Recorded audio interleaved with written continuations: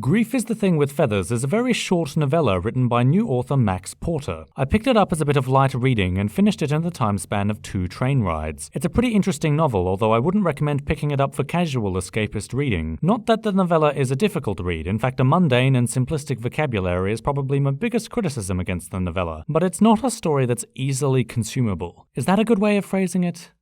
Probably not. The novella has seen some interesting feedback from the online literature scene. For the most part, it's been praised extensively for being unconventional, subversive, and unique, which are certainly descriptions applicable to this story.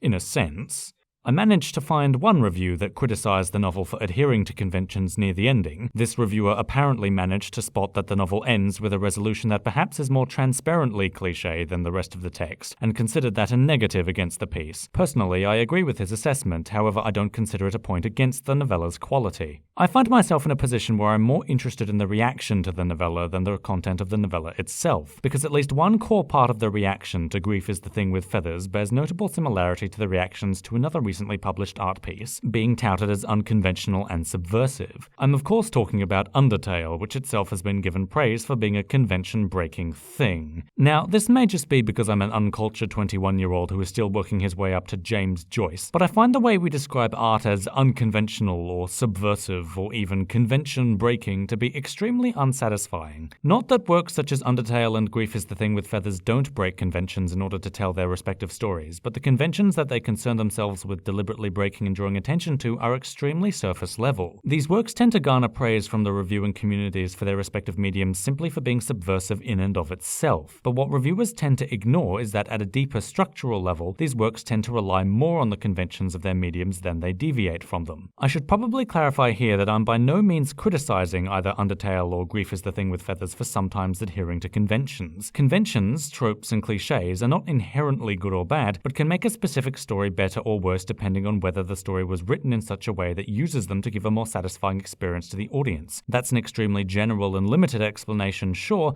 but I'm not going to elaborate on that point right now. Terms like convention, trope, or cliché are often derogatory in art criticism, and I myself have, and will probably continue to use them as a shorthand for illustrating why a story may be subpar. It's just easier for me as a critic to tell my audience that something is a cliché or sorely conventional than to give my audience a detailed explanation for why a particular story may be unsatisfying and dull because of its adherence to conventions or cliches, whereas a different story might not. So in this video, I'm going to be focusing on explaining the structure of Grief is the Thing with Feathers briefly and broadly, from its narrative foundations to its use of language on the surface. My goal is to evaluate and explain how the novella's underlying structure uses conventions as foundations for the story, while the writing on the surface deviates from conventions in order to present the story directly to the reader in a unique and interesting form. Many reviewers have quoted the book's blurb when describing it, because honestly there's probably no easier way to accurately describe this book. The quote from the blurb that gets touted reads, "Part novella, part polyphonic fable, part essay on grief." This quote has been present in, let's say, quite a few of the write-ups on the novel. I've seen quite a few reviewers mention how the book merges these elements, but in a way that I find unsatisfying. Not that I disagree with this description of the novel, in fact I think it's quite fitting, but I want to elaborate on this. Part novella most accurately describes the story's foundational structure. Despite the unconventional stylings, the way that the narrative is built is about as basic as it gets. The mother's death is the inciting incident that sets the story into motion. The novel opens after the fact into 3 acts that introduce us to the main characters and gradually takes us through their lives and evolution during this crucial time in their history. Part 1 covers the initial shock after a tragedy strikes, illustrating a feeling of having little to no understanding of what one is supposed to do and being unable to imagine how life is supposed to go on after the death of a loved one. The 2 boys state that it feels like there should be panicking emergency responders, loud sirens, and blaring lights in the apartment to reflect their infringing trauma. The lack of these things creates a disconnect between how they feel and what surrounds them, which makes the world feel alien. If you've ever lost a loved one before, you may be familiar with this feeling. It's the feeling that the world should have stopped.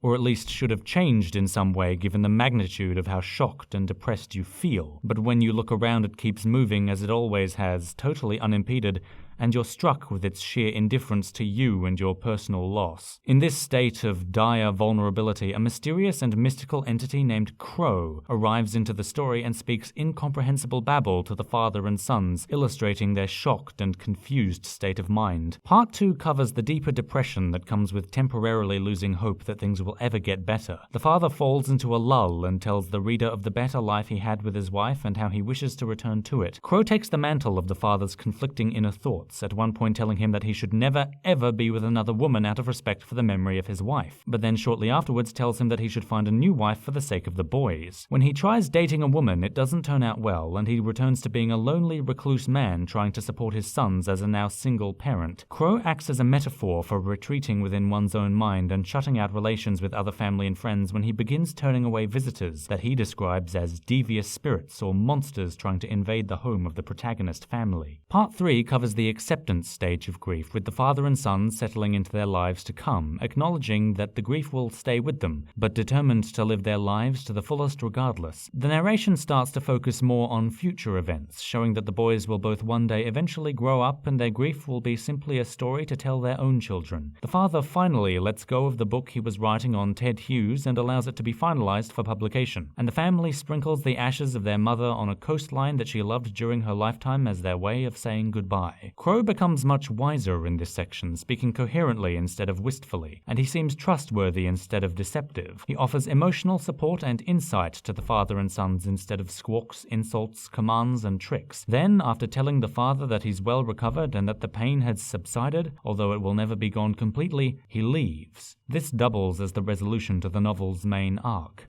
Adam Mars Jones did an excellent write-up for this novella on the London Review of Books, which I'll link in the description. He talks extensively about the novella's thematic concerns as well as its literary relationship to Ted Hughes, Sylvia Plath, and Elizabeth Kubler-Ross, amongst many other notable persons. I won't try to reiterate it here because I don't have as complete an understanding of those broader elements as I'd like to, but it's at least important to acknowledge that Grief is the Thing with Feathers doesn't necessarily exist as a reaction to conventional stylings, but as a work that takes inspiration from a great number of sources. I'd recommend reading Mars Jones's write-up for further details. You may have noticed in my plot and theme summary that the story structure interlocks quite completely with the stages of grief that the novella is interested in exploring. I won't go as far to say that the grief depicted and illustrated in the novella is based off of any model of grief in particular, but it does seem to fit into an existing way of how we generally think about grief. That being that grief isn't so much an emotion that manifests in various or iterative forms, as it is a psychological condition that comes in at least partially discrete observable stages largely separated by time. Since storytelling is conventionally a temporal exercise of building a chronology of story events, tying the exploration of grief to the story structure is a fairly basic technique that allows for probably the most eloquent way that you could reasonably explore grief through fiction. That's not a criticism. In fact, it's a very good way to comfortably convey the main theme to the audience. The structure of this piece is conventional in order to support the unconventional stylings that lie closer to the surface. Not that this was the intention, but a more general audience will be able to better appreciate subversion and uniqueness if it's presented to them on a foundation of familiarity. Most likely the audience won't be consciously thinking of this familiarity, if only because the human mind is very efficient at filtering out familiar details in order to focus on differences. Now we come to the part of the novel described as the Polyphonic Fable. The term Polyphonic Fable has actually only been used to describe Max Porter's story specifically, at least as far as Google knows anyway. But the term polyphonic in literature just refers to a story that swaps between multiple narrators. For example, Extremely Loud and Incredibly Close by Jonathan Safran Foer would be considered a polyphonic novel because it uses 3 different narrators. Grief is the Thing with Feathers also uses 3 narrators: the father of the grieving family, named Dad, the 2 children of the family, named Boys, and the crow, named Crow.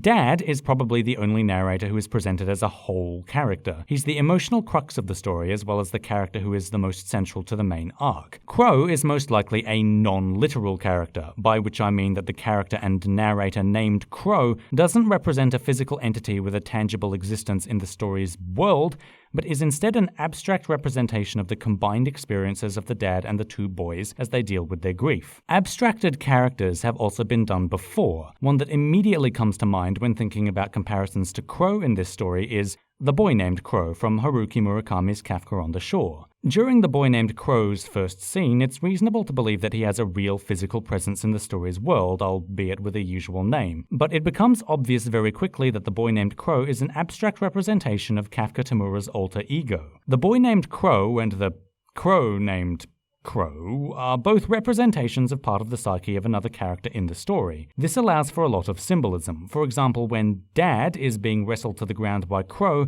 this could be read as him literally wrestling with his grief. That being said, I can't think of an example of this type of character being used as a narrator in a story, but the point to acknowledge is that this type of character is archetypical, and you could probably think of a few more characters like this yourself. And it just so happens that Porter chose to take this character type and use it as a narrator in his story. The narrator named Boys is probably the most unique of the three narrators, or at least it's a type of narrator that I haven't come across before. Boys initially seems like it's speaking as both of the boys at once, or at least that's what I thought the idea was supposed to be at first. But it's also possible that this narrator simply alternates between the brothers. Most of the time it's unclear which brother this narrator is currently speaking as, and many passages seem like it could apply to either. It's eventually revealed that the brothers, or at least one of the brothers, frequently lies, or at least embellishes the truth. So this turns Boys into an unreliable narrator, in addition to the ambiguity of the narrator's identity in relation to two characters. So it's also possible that this narrator may only be one of the boys who is pretending to speak on behalf of his sibling, merely giving the impression that the narrator is speaking as both of the boys, whether simultaneously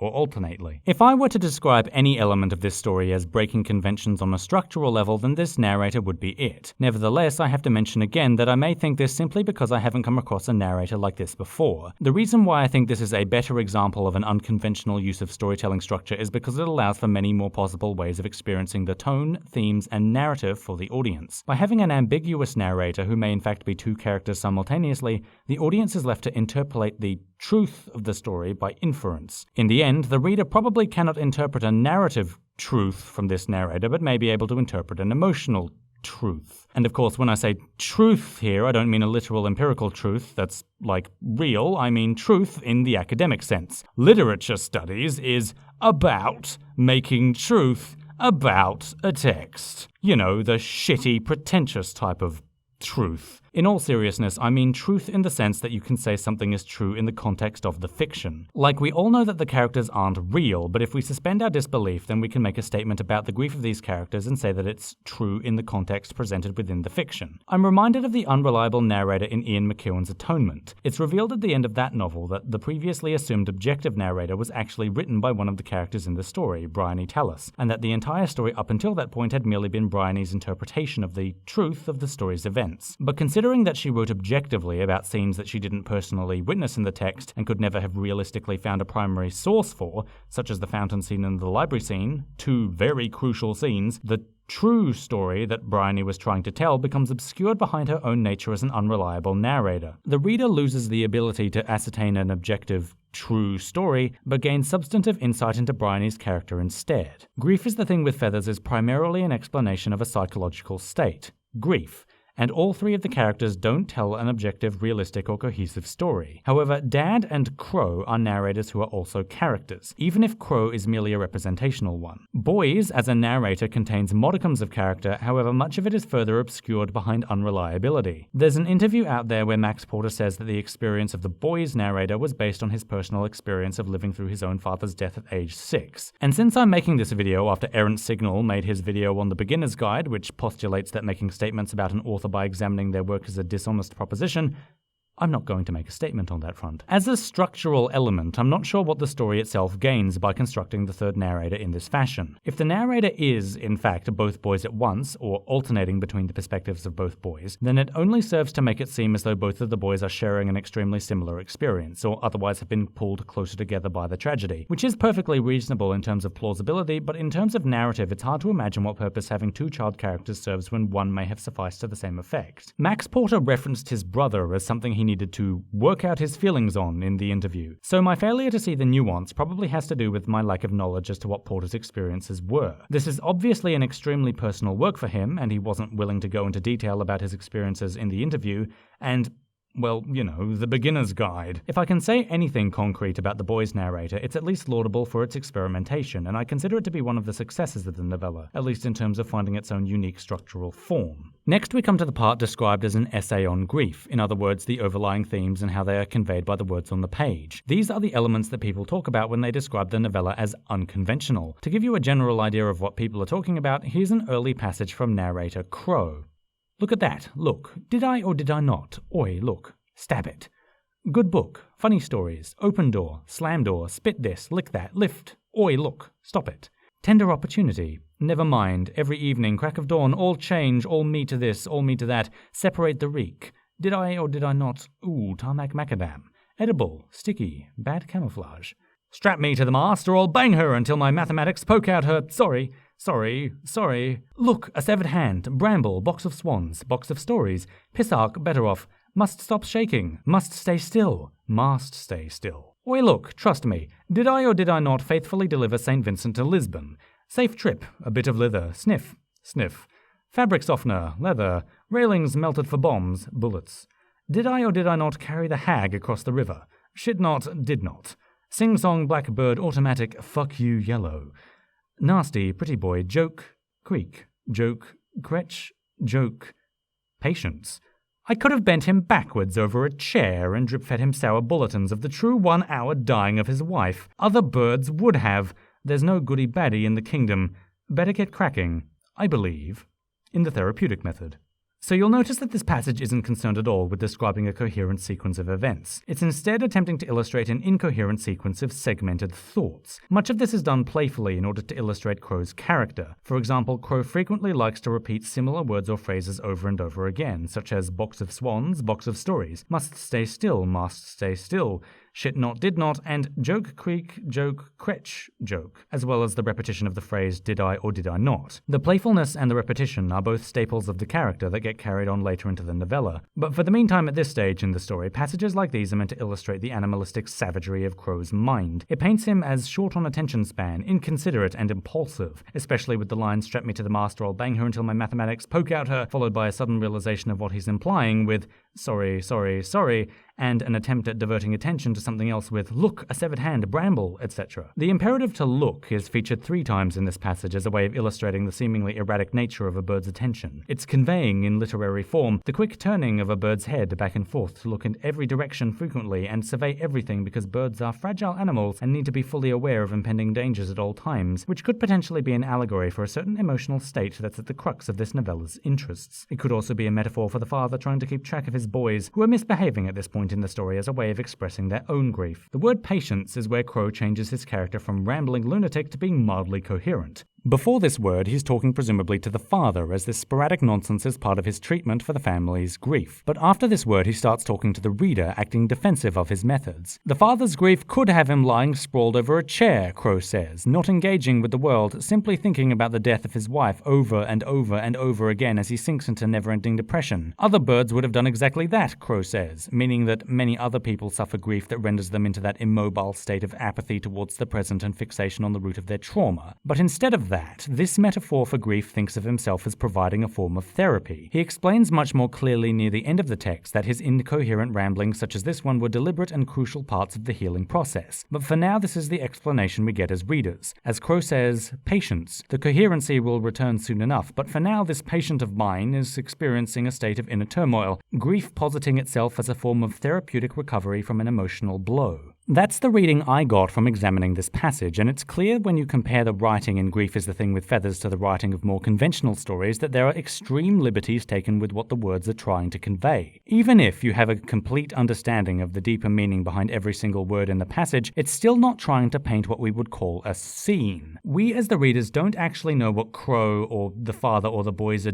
doing during this point in Crow's narration, where they are, why they are where they are, or even when this is happening. Instead, we are only told what the father is not doing. He is not lying bent backwards over a chair being drip-fed sour bulletins of the 1 hour dying of his wife by his own grief. This is important information for us because it allows us to know that he's healing at the very least, but conventionally this information would be conveyed on the back of other unnecessary information about time and place. The most obvious convention broken by the writing in Grief is the Thing with Feathers is the conventional need to convey a sense of physical space for the story to take place in. To explain what I mean, novels like, say, just as a random example off the top of my head, Ender's Game typically write with an extremely dry, pragmatic style that prioritizes the clarity of story events as framed within extensively illustrated scenes. I said a while ago in my Ender's Game review that it sometimes feels as though novels such as Ender's Game were written with the sensibilities of visual media such as film and television. I didn't articulate well what I meant by that, however, Grief is the Thing with Feathers will help me in this regard. If Grief is the Thing with Feathers were made into a film or a TV show, the scene that I just read out to you would be set in a location that the audience can see,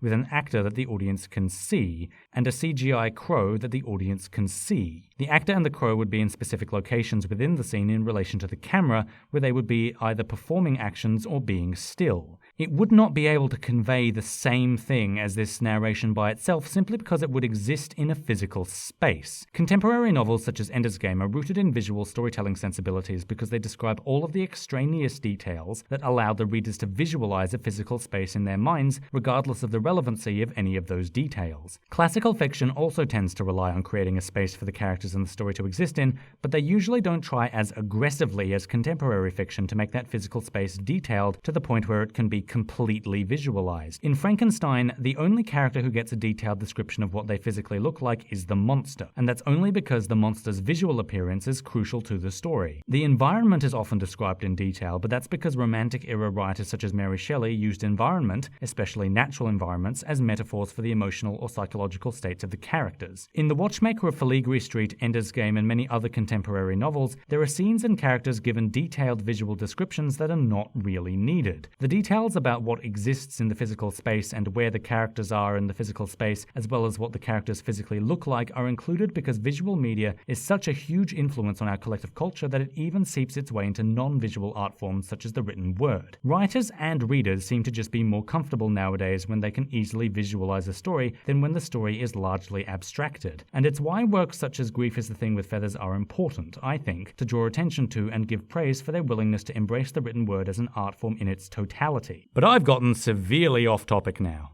So I've explained how the underlying structure of Grief is the Thing with Feathers uses conventions and shown how its writing deviates from conventions. My main point that I wanted to make is this. It's fine to describe Grief is the Thing with Feathers as an unconventional novel, just as it's fine to describe Undertale as an unconventional video game. But focusing only on the conventions broken, I think leads to a less interesting discussion than could be had. I'm often at least just as interested in hearing about and talking about conventions that are broken as I am conventions that are adhered to. For example, why does Grief is the Thing with Feathers rely on a conventional story structure of inciting incident into 3 acts into resolution? Why is it engaging here, whereas it might feel uninspired and stale in a different story? Why is one story praised for deviating from conventions, while another story might be criticized as poorly constructed in an attempt to break conventions? I think that amidst a scene of popular media that gets frequently lambasted for being uninspired, derivative, or cliche, that these are relevant questions to address. In the end, I just want more diverse ways of talking about art and entertainment, because this is the genre of video making and feature writing that I'm most interested in. And really, I'm just one early 20s guy with limited knowledge and experience who considers himself pretentious enough to tell people older and more experienced than himself how I think they should talk about the things they enjoy.